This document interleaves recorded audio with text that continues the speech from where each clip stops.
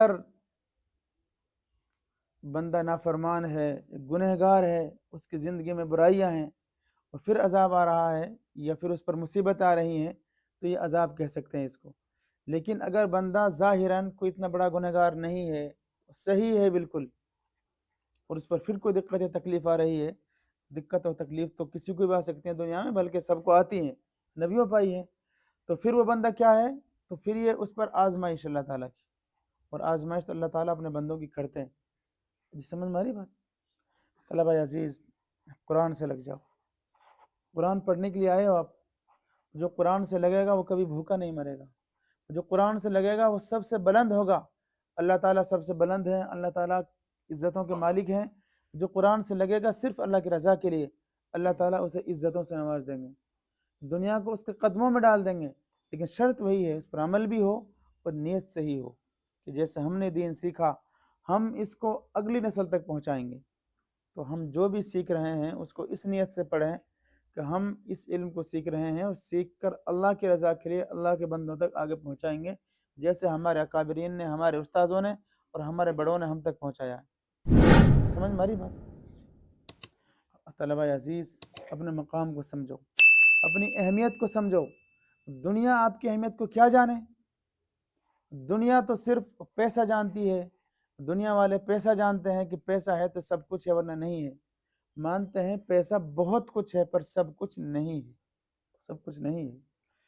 اللہ کے رسول صلی اللہ علیہ وسلم کی حدیث ہے، بلکہ حدیث قدسی ہے، یعنی اللہ کے رسول کے ذریعے اللہ تعالیٰ ہی کے الفاظ ہیں گویا کہ، وہ یہ ہے، اللہ تعالیٰ فرماتے ہیں جو بندہ قرآن میں اتنا مشغول رہے، چاہے وہ پڑھنے پڑھانے میں، چاہے وہ قرآن کے لکھنے میں، اب جو بھی وہ مطلب جس طریقے سے خدمت وہ کر رہا ہے قرآن کی، چاہے وہ پڑھا رہا ہو، چاہے وہ پڑھ رہا ہو، چاہے وہ ذمہ داری کو سنبھال رہا ہو، چاہے وہ بچوں کی انٹری کر رہا ہو، کچھ بھی، چاہے جو باہر کے اخراجات ہیں، باہر کی ذمہ داریاں ہیں، وہ بھی قرآن کی خدمت ہے، لیکن نیت صاف ہونی چاہیے، شرط وہ ہے۔ تو اللہ تعالیٰ اپنے نبی کے ذریعے صلی اللہ علیہ وسلم میں کہلوا رہے ہیں کہ جو بندہ قرآن میں اتنا مصروف رہے، ہم اساتذہ اور بچوں سب کے لیے پیغام ہے، سوبے نہ کوئی، سوبے نہ، ایسے کیوں بیٹھے ہو؟ ایسے بیٹھے کیوں تم؟ ایسے بیٹھے کیوں؟ جیسے بیٹھا ہے ایسے بیٹھ جاؤ، ایک پیر داب کے بیٹھ جاؤ، ایک پیر داب کے بیٹھ جاؤ، تھپڑ کھاؤ گے تم میرے پاس، ایسے بیٹھ جاؤ، ایسے بیٹھو۔ اب تم جھٹکے لے کے دکھاؤ، ابھی لو تم جھٹکے، تھوڑی بہت شرم نہیں ہے تمہیں؟ آپ کو ہم سب لے کے بیٹھے ہیں اور تم جھٹکے لے رہے ہو، دو پیر میں کیوں نہیں مرتے؟ اب تم سو کے دکھاؤ تمہارے آنکھوں کو، ابھی درس گاہ میں بیٹھتے سوتے تم وہاں؟ بے حس کہیں گے۔ تو اللہ تعالیٰ نے اپنے نبی کے ذریعے پیغام بھجوایا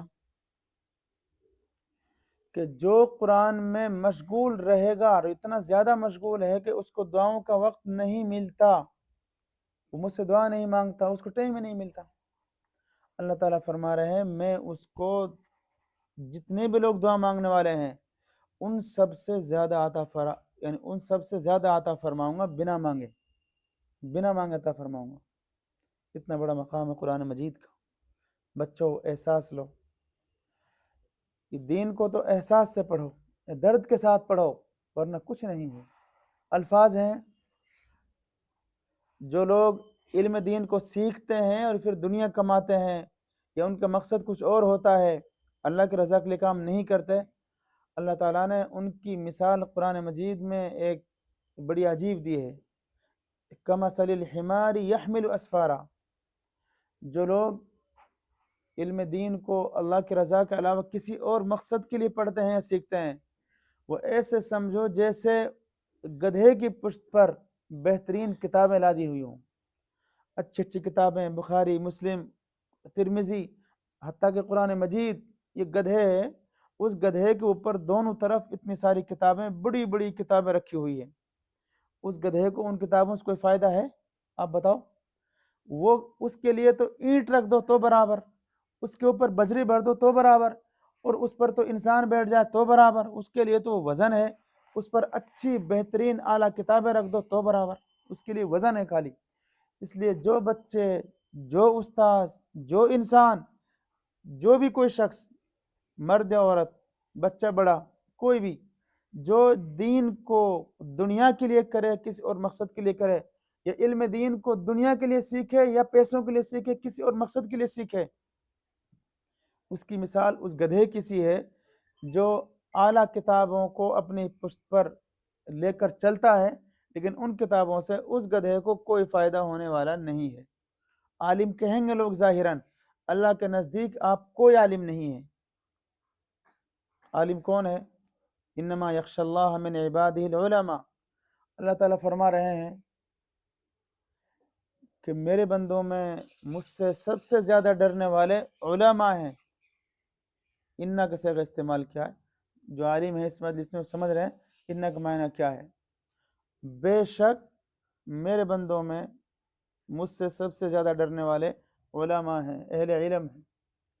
لیکن اگر اہل علم کی کیفیت نہیں ہے تو پھر اللہ سے ڈرنا چاہیے کہ ہم ان علماء میں نہیں ہیں اللہ تعالیٰ کی جو مشیت ہے۔ سمجھ رہے بچوں؟ طلبہ عزیز، آپ کا اساتذہ آپ کو رات دن محنتوں کے ساتھ توجہات کے ساتھ آپ کو پڑھا رہے ہیں، ماں باپ کی طرح رکھتے ہیں، آپ بے فکر ہو کر پڑھ رہے ہیں، آپ سے کوئی فیس نہیں، کوئی خرچہ نہیں، صرف ہم اس امید پہ آپ کو پڑھا رہے ہیں کہ کچھ افراد تیار ہوں گے جو کل اللہ کی رضا کے لیے اللہ کے دین کی اشاعت کریں گے۔ سمجھ میں آ رہی میری بات؟ آپ اپنے ماں باپ کے دل کے ٹکڑے ہو، ان کے جگر کے ٹکڑے ہو، ان کے جسم کے ٹکڑے ہو، وہ آپ کو کبھی نہیں چاہتے اپنے بچے کو دور کرے، کوئی بھی نہیں چاہتا، چاہے ایک ہو کسی کے چاہے کسی کے 10 ہوں۔ بچوں سے سب سے اتنی ہی محبت ہوتی ہے، اللہ تعالیٰ نے دل میں رکھی محبت ماں باپ کے، لیکن وہ پاگل نہیں ہے، نادان نہیں انہوں نے آپ کو یہاں بھیجا ہو یا آپ کو روٹی کھانے کے لیے بھیجا ہو، نہیں بھائی، وہ جانتے ہیں کہ انسان کی زندگی جو بنتی ہے وہ پڑھنے سے بنتی ہے۔